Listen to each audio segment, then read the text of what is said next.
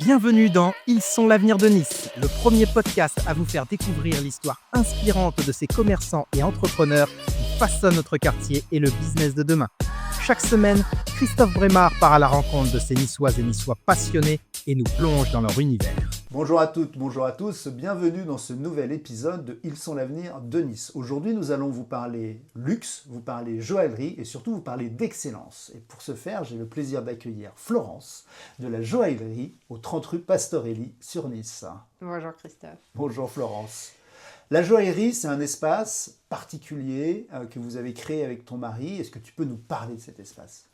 Alors, oui, Jacques et moi avons ouvert cette joaillerie. Jacques et moi avons allié nos compétences. Jacques est joaillier depuis plusieurs décennies.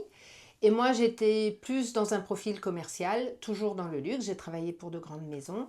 Et lorsque nous avons décidé de faire notre route ensemble, nous avons allié nos compétences. Donc Jacques, comme je le disais, est joaillier. Il a commencé en 1966 par l'apprentissage. À l'époque, l'apprentissage, c'était 4 ans. 4 ans à apprendre à faire des bijoux exclusivement. Donc manier les outils et fabriquer. Donc ça, c'était en 66. Aujourd'hui, il fait partie des meilleurs joailliers qu'on puisse trouver au monde, parce que la joaillerie française est la plus admirée, la plus reconnue.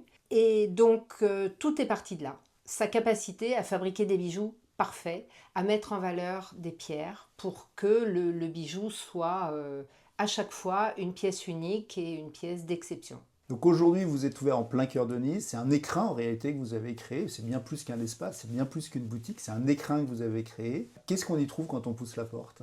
Alors, je pense qu'on y trouve déjà un accueil chaleureux parce qu'on est une équipe très engagée, très soudée aussi. On a tous à cœur de rendre l'expérience client agréable.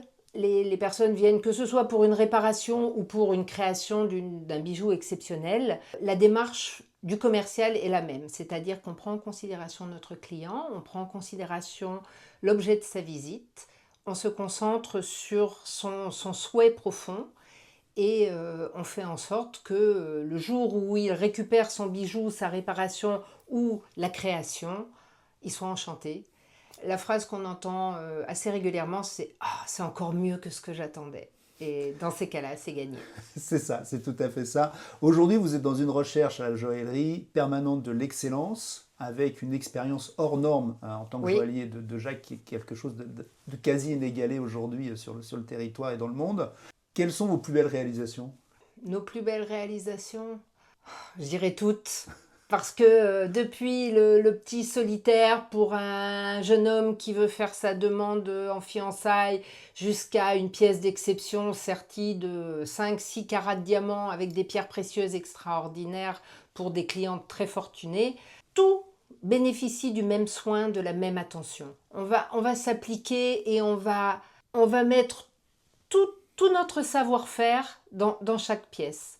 Mais on a quand même quelques pièces, je pense par exemple à un papillon entièrement serti, exceptionnel. On a fait vraiment de très belles pièces. Des pièces, mais systématiquement, c'est du sur-mesure. Systématiquement. On est dans une société qui est relativement standardisée quand même sur beaucoup de choses.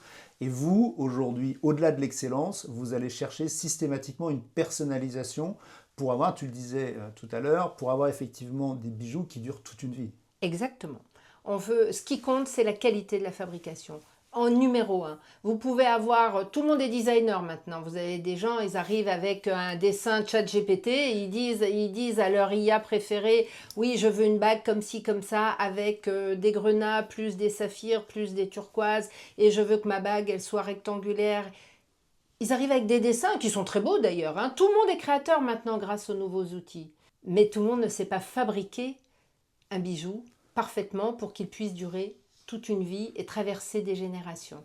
Et ça, c'est vraiment notre propos. C'est-à-dire, c'est bien de faire des jolis bijoux, vous en trouvez même en fantaisie, vous avez des bijoux fantaisie, vous voyez la photo, vous vous dites « Waouh, ça c'est extraordinaire !» Mais il n'y a pas d'authenticité derrière, il n'y a pas de durabilité. Nous, ce qu'on fait avant tout, c'est de fabriquer des bijoux, des montures pour des pierres qui sont soigneusement sélectionnées pour que ça puisse durer toujours. Et des pierres qui sont bien entendu souvent millénaires. Donc Oui. effectivement, c'est une continuité. Exactement. On ne travaille que avec des pierres naturelles. Maintenant, il y a eu un grand débat récemment. Les diamants, alors comment on appelle ça déjà? Ils appellent ça diamant éthique parce que soi-disant, ils sont produits de façon... ils ne sont pas cherchés dans les mines, ils sont faits en laboratoire. D'abord, c'est pas éthique parce que tout le monde sait maintenant que ça consomme énormément d'énergie. Et surtout, ils disent que c'est la même chose, mais non, puisqu'il y a des testeurs qui permettent de montrer ce qu'est un diamant naturel et ce qu'est un diamant de laboratoire. Donc, c'est pas la même chose. Mais ça, l'avenir le prouvera. Nous n'utilisons que des diamants naturels, exclusivement. Pas une fois, nous avons utilisé autre chose. Et nous n'utilisons que des pierres précieuses ou des pierres fines que nous avons sélectionnées, que nous avons achetées pour leur qualité et aussi pour leur rapport qualité-prix. Parce qu'il faut aussi qu'une pierre soit accessible. Et nous, on a une collection de pierres depuis les plus petits budgets jusqu'à des budgets... Et si aujourd'hui, moi, je veux offrir un bijou à mon épouse, par exemple, que je pousse la porte de la joaillerie, comment se passe le process ? Alors, je vais vous interroger sur votre démarche, sur l'importance de l'événement, l'importance du cadeau aussi, sur madame, ce qu'elle aime, ce qu'elle a déjà, ce qu'elle aime porter, sur son style. On va vous faire des propositions. Vous allez dire « Ah oui, ça, c'est bien, mais elle a déjà. Ça, je ne suis pas sûre que ça lui plaise. Ça, elle n'aura pas l'occasion de le porter. Par contre, j'aime bien ça. » Et on va creuser à partir de ce que vous aimez bien. On va vous faire plusieurs propositions. On va naturellement s'intéresser au budget pour ne pas travailler.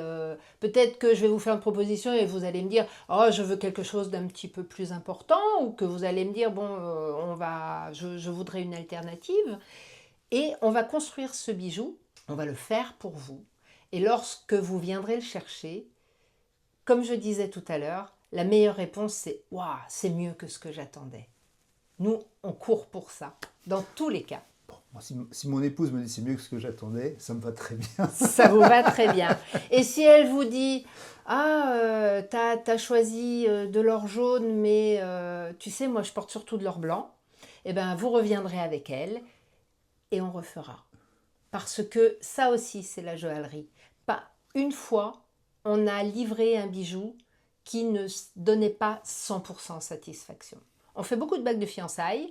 Dans 90% des cas, les messieurs se trompent sur le tour de doigt. Voilà. Grand classique. Donc, en général, la bague est trop petite ou trop grande ou pas parfaitement ajustée. Et dans 100% des cas, nous avons ajusté la bague. Ça nous a donné l'occasion de rencontrer la demoiselle. Et nous avons ajusté la bague gratuitement, naturellement.